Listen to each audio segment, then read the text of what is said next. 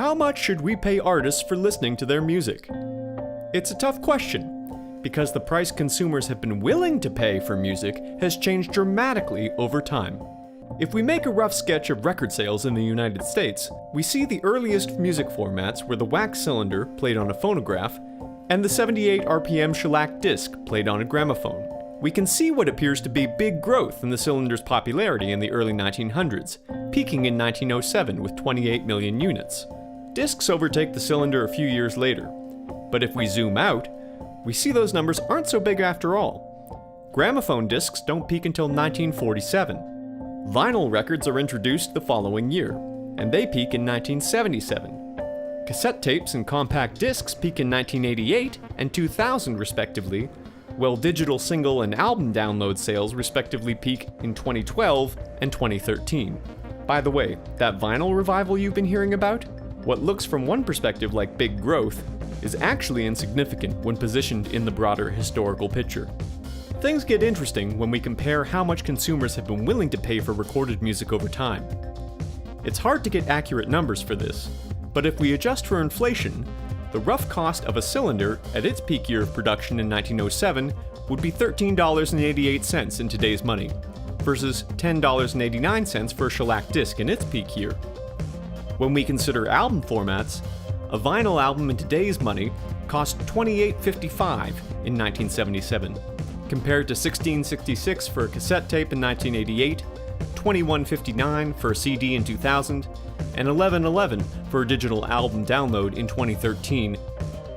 We can then compare the average salary of a US citizen over that period, again adjusting for inflation, plot that against the price of each format, and calculate what percentage of their average weekly salary consumers were willing to pay for the luxury of bringing their choice of recorded music into their home.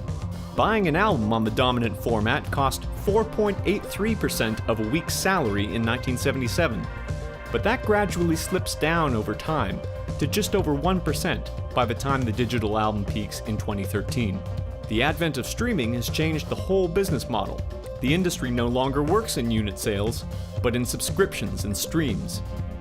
So for just $9.99, or just over 1% of the current average weekly salary, we now get unlimited access to almost all the recorded music ever released via corporate-owned platforms like Spotify, Apple Music, YouTube, Pandora, and Amazon.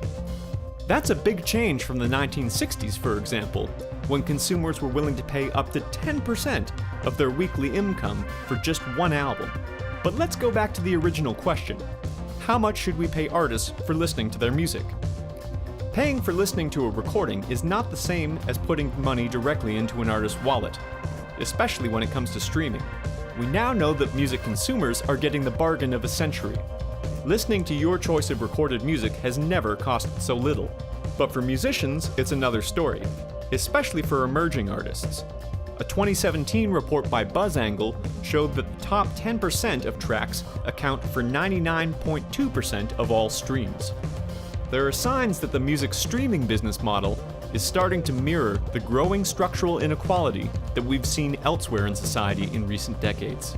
So when you pay for music, have a think about where that money is going, and maybe consider some alternatives that might support artists more directly. Other than that, you could always head to your nearest music venue, see an artist perform live, and literally buy the t-shirt. Thanks for watching.